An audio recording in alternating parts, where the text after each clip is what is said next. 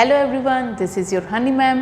Welcome to my institute, Honey Ma'am's Institute, and today we are going to discuss on very important topic, comparing quantities. ठीक है, ये बहुत vast topic है. तो ये vast topic है, इसका मतलब इसमें बहुत सारे क्या हैं, सब टॉपिक्स हैं, और ये सब टॉपिक्स इतने इम्पॉर्टेंट हैं कि I must say it's arithmetic का ये ऐसा चैप्टर है. अगर ये स्टूडेंट क्लास 8 तक क्लियर कर लेता है ना, तो ये कॉम्पिटिटिव एग्ज़ाम्स बहुत आराम से फाइट करके क्लियर कर सकता है. क्यों बोल रही हूँ मैं ऐसे? डेली लाइफ एवरीडे मैथमेटिक्स से क्वेश्चंस आते हैं कॉम्पिटिटिव एग्ज़ाम्स में. तो इसमें क्या करना है आपको? एवरीडे मैथमेटिक्स ही है ये पूरा, कंपेयरिंग क्वांटिटीज़. इसमें टॉपिक कौन कौन से हैं? Ratio, proportion, unitary method, percentage, simple interest, profit loss, compound interest. तो ये सारे जो टॉपिक्स हैं ना, इन सारे टॉपिक्स को हम 1 बाय 1 क्लियर करेंगे. ठीक है. तो ये आई मस्ट से कि जो रेशियो प्रपोर्शन का टॉपिक है, जो यूनिटरी मेथड का टॉपिक है, ये जो आगे भी मैं फर्दर आपको एक्सप्लेन करते जाऊंगी अपने वीडियोस में. मैं ये कहना चाहती हूँ स्टूडेंट्स कि ये जो टॉपिक्स हैं, specially initial topics, ratio proportion and unitary method, ये हम क्लास 5 से पढ़ते आते हैं, लेकिन हमारा ध्यान नहीं रहता वहाँ पे. क्यों?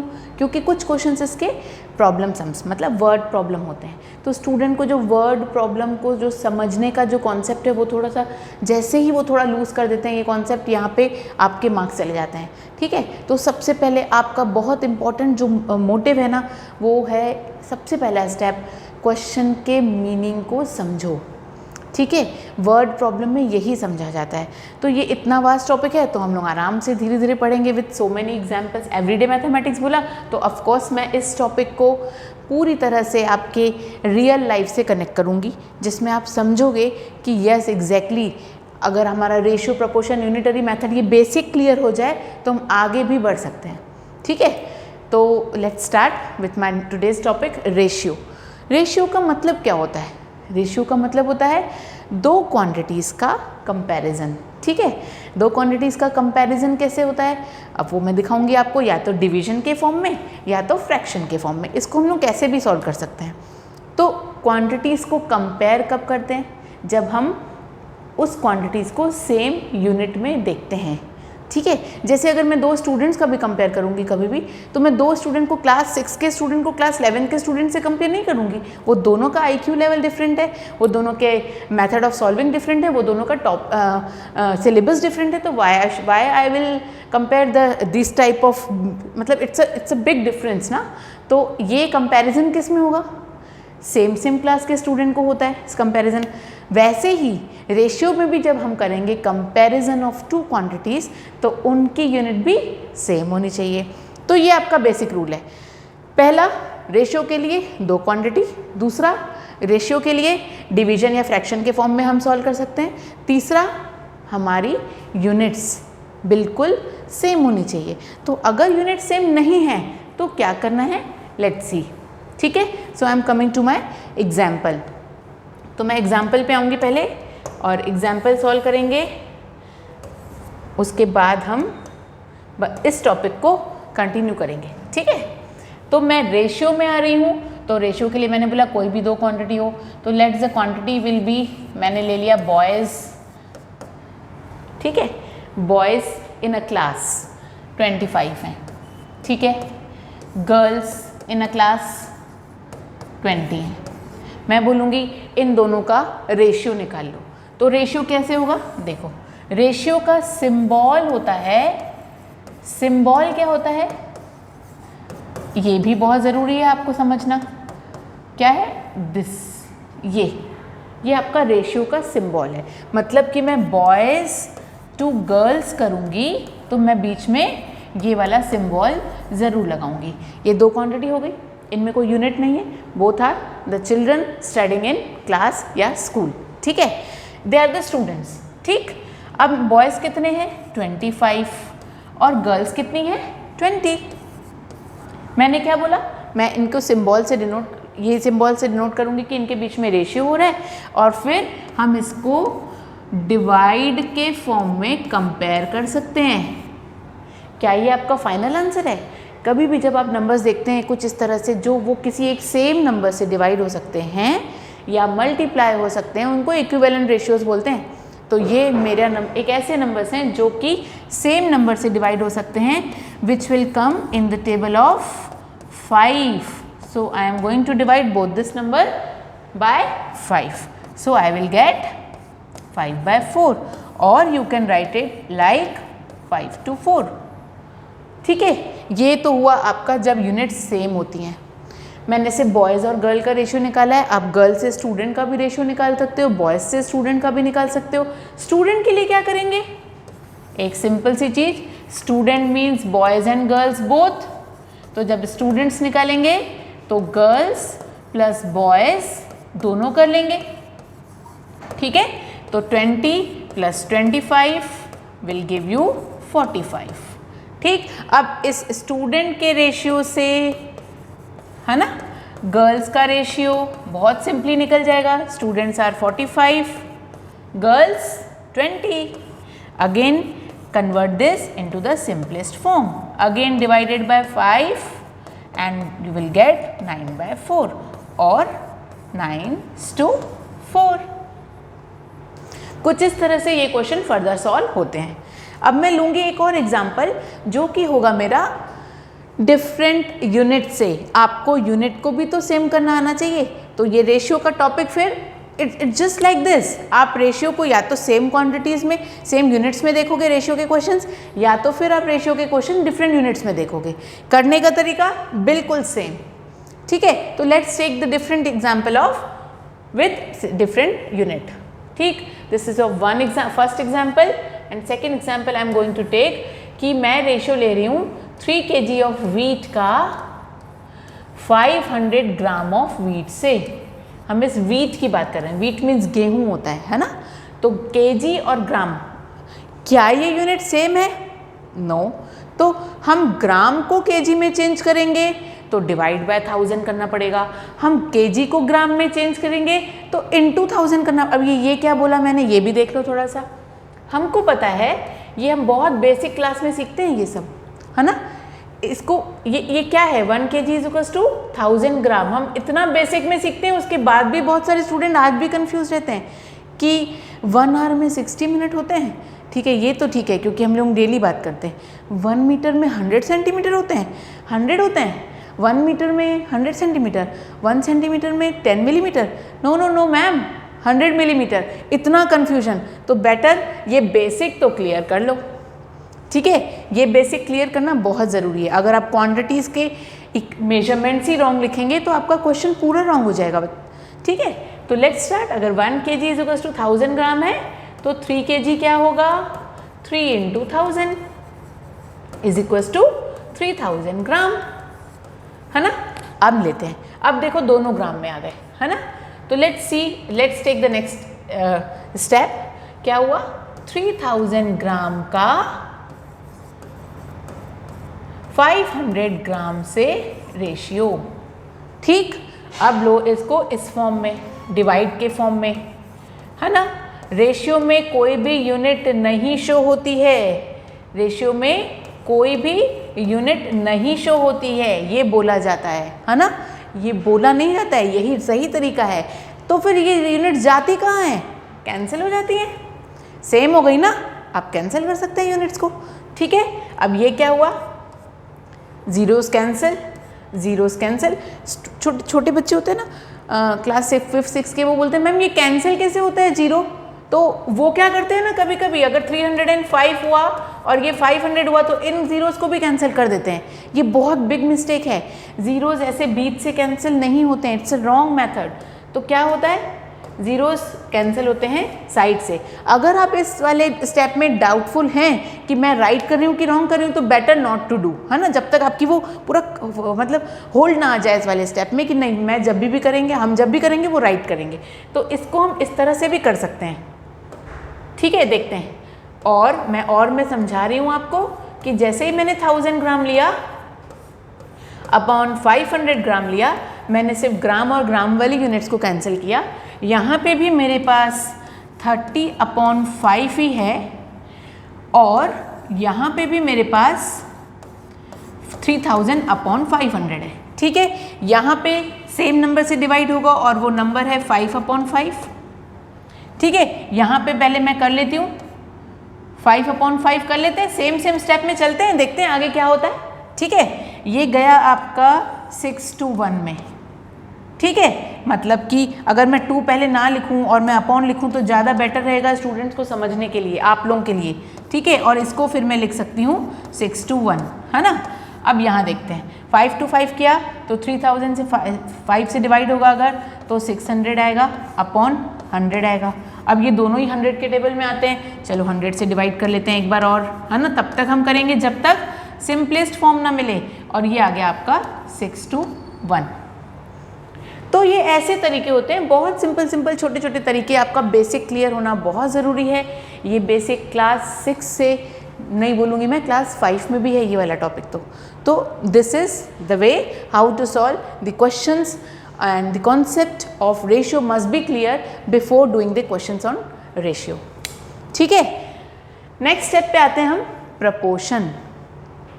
याद रखिएगा इस स्टेप में मैंने सिंबल क्या बताया है, ये, ठीक है। इस पे क्या बताया है, चलो लेट्स सी। प्रपोर्शन के लिए कितनी क्वांटिटी चाहिए, 4।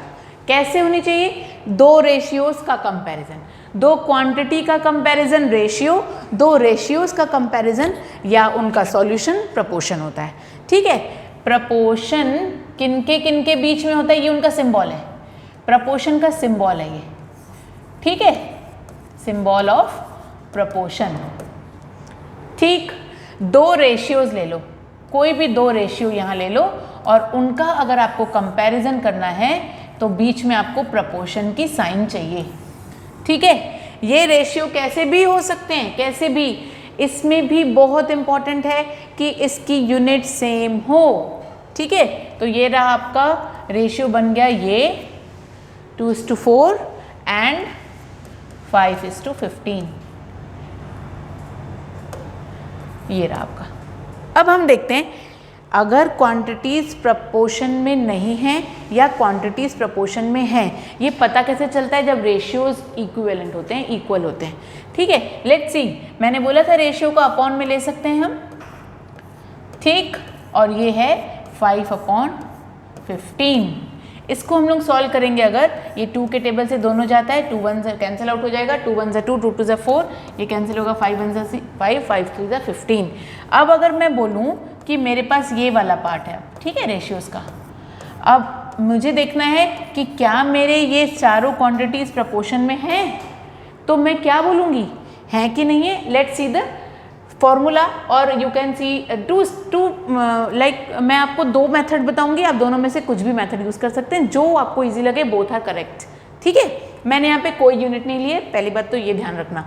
तो मैं आती हूँ अब एक फॉर्मूले पे, product of means is equals to product of extremes. ये मीन्स और एक्सट्रीम्स का मतलब क्या होता है, एक्सट्रीम्स मतलब जो बाहर हैं, ये और ये दोनों क्वांटिटीज़ जो आउटसाइड में हैं, मीन्स मतलब ये दोनों क्वांटिटीज़, ठीक है। प्रोडक्ट मतलब मल्टीप्लिकेशन। ये इक्वल टू का साइन कैसा है मैं बताऊँ, it's a very funny fact. It's a like मैं क्या करती हूँ स्टूडेंट्स को समझाने के लिए कि ये इक्वल्स टू का साइन कैसा है, रेशियो प्रपोर्शन का साइन कहाँ गुम हो गया। ये देखिए, मैं ये दोनों डॉट को ज्वाइन कर देती हूँ, ये रहा, ठीक है। अब इजी क्या था, रेशियो में हमने क्या किया था, डिवाइड किया था, इसमें हम क्या कर देते हैं, इक्वल टू का साइन लगा देते हैं, ठीक है। तो ये करने से क्या होता है, अब आप देखिए इक्वल टू का साइन आपको क्लियर हो जाएगा कहीं ना कहीं। हाँ, मैम ने बताया था कि प्रपोर्शन के ना दोनों फर्स्ट 2 ऊपर वाले दोनों डॉट्स और नीचे वाले दोनों डॉट को ज्वाइन कर लो तो इक्वल टू का साइन आ जाता है, ठीक है। प्रोडक्ट ऑफ मीन्स, मीन्स मतलब अंदर के दोनों numbers, 2 into 1 equals to product of extremes, extremes का मतलब 1 into 3। Are they equal, no they are not equal, so it means the quantities are not in proportion। खत्म। ये proportion में कब होती, अगर ये क्या हो जाते, दोनों LHS इक्वल्स टू RHS हो जाता तब होता। तो ये कैसे होगा, चलो देखते हैं। ठीक, let's see the next question which can be proportionate. ठीक है, let's see the quantities I am. अच्छा, another one more method I want to tell you कि इसको और कैसे कर सकते थे. बहुत सिंपल मेथड है ये भी. हमारी क्वांटिटीज थी 1 to 2 proportion to 1 to 3, मतलब 1/2.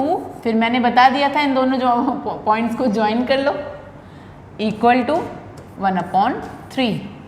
इनको क्रॉस मल्टीप्लाई कर लो. ठीक है, इसके न्यूमरेटर से सेकंड रेशियो का डिनोमिनेटर और सेकंड के न्यूमरेटर से फर्स्ट का डिनोमिनेटर को मल्टीप्लाई करके देख लो. अगर ऐसे भी आ जाता है equal, then are in proportion. अगर इक्वल नहीं आता है तो नॉट इन प्रोपोर्शन. तो क्या हुआ, 1 into 3 is equals to 2 into 1. 3 is not equals to 2, मतलब नॉट इन प्रोपोर्शन. आपके इस मेथड से भी आ गया. ठीक है, हो गया, खत्म. ये तो हुआ एक मेथड जहाँ पे मैंने यूनिट्स तो दी ही नहीं है ना. एक बार मैं यूनिट्स वाले देती हूँ जिसमें आपको सेम करनी होगी. सेम यूनिट्स करना कंपलसरी है ना. तो let's take 5 kg is to 10 kg proportion to 20 ग्राम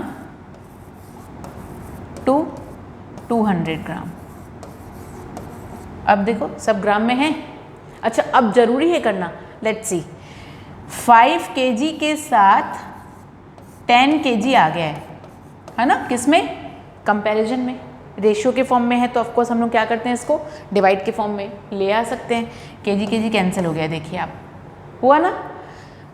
फिर इक्वल्स टू का sign again by joining this dots. फिर 20 gram upon 200 gram. Again same quantities आ गई तो कैंसिल कर दो. यही कैंसिल हो गया, आपकी यूनिट्स बची ही नहीं है ना. तो लेट्स सी नेक्स्ट स्टेप.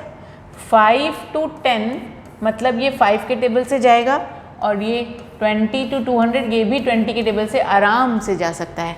तो ये 5 1 जा 5 2 जा, ये 20 1 जा 20 10 जा.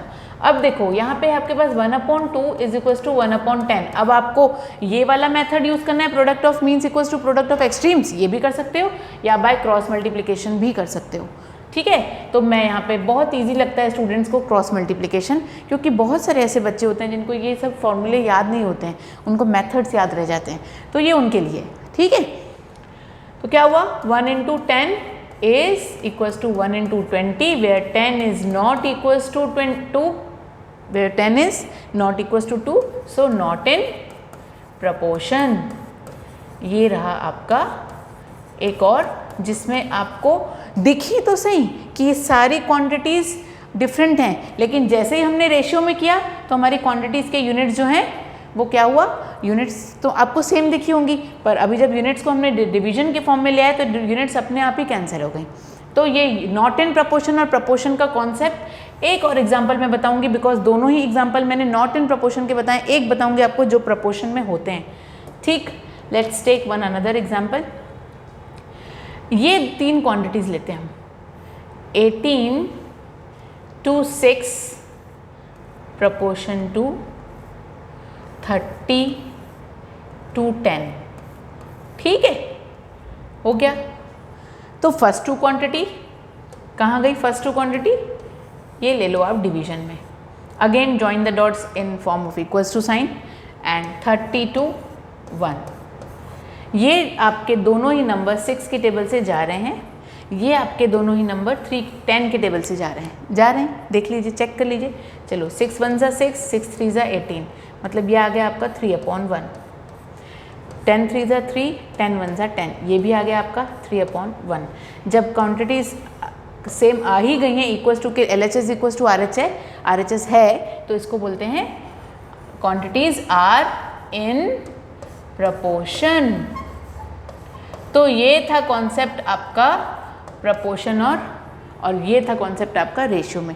कोई भी अब ये मैंने बॉयज़ गर्ल्स का एग्जांपल लिया, वहाँ पे मैंने केजी में एग्जांपल लिया, यहाँ मैंने वेट में एग्जांपल लिया था, यहाँ मैंने डिफरेंट डिफरेंट एग्जाम्पल लिए, ठीक है। तो ये सब क्या हैं, ये आपके रियल लाइफ से कनेक्टेड ही तो हैं। अब इस पे बेस्ड आपके वर्ड प्रॉब्लम्स आते हैं जिनमें भी आपको यही करना रहता है, बस एडिशनल क्या होता है पता है, आपको स्टेटमेंट लिखना होता है कि weight of boy to weight of girl, ठीक है तो रेशियो और प्रोपोर्शन ही कर रहे होते हैं, लेकिन आप उस पर्टिकुलर टॉपिक को रियल लाइफ से कनेक्ट नहीं कर पाते, इसीलिए आपसे वो क्वेश्चन नहीं समझ में आता है। अगर आप उसको समझ गए क्वेश्चन को तो आपसे आराम से बन जाएगा कि उस क्वेश्चन में हमको रेशियो करना है कि प्रपोर्शन करना है, ठीक है।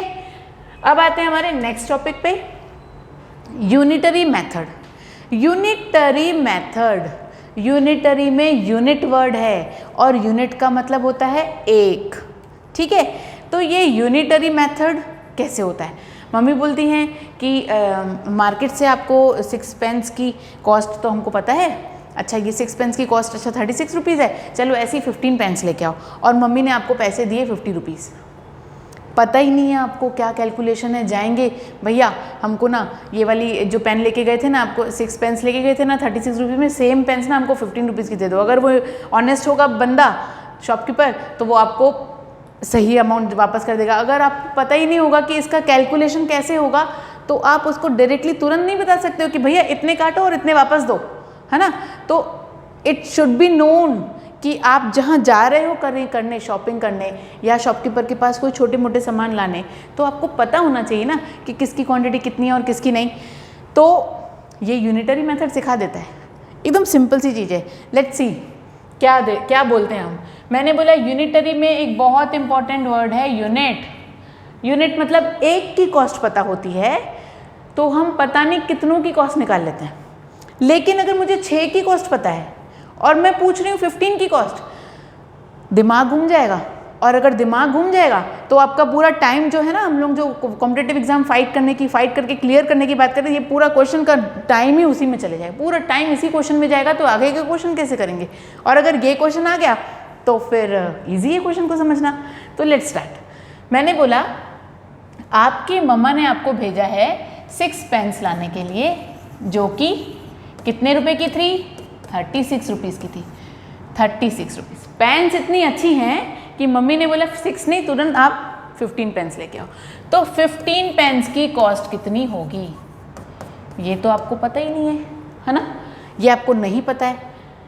पूछने वाले सब पूछेंगे कि आप इस क्लास में हैं, आपको आता है ये वाला निकालना, यूनिटरी मेथड क्लियर ही नहीं होगा तो आप 8th क्या आप किसी भी क्लास में पहुंच जाओ, आपको नहीं पता। और टाइम इतना लगेगा ना, time is very much important, time is a money, save it. देखो कैसे होता है, आपको 6 से कहाँ आना है, 1 पेन में, तो आप मोर से, मोर था ना ये, लेस में आ रहे हो, है ना, मोर पेन्स टू लेस पेन्स में आ रहे हो, ज़्यादा से कम पेन्स की कॉस्ट पता कर रहे हो। और एक की क्यों पता कर रहे हो, एक की पता कर रहे हो तभी तो यूनिटरी मेथड है ना।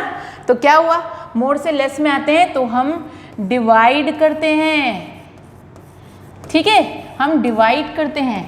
बहुत इंपॉर्टेंट पार्ट समझा रही हूँ, बहुत इंपॉर्टेंट मेरे इस पूरी क्लास का।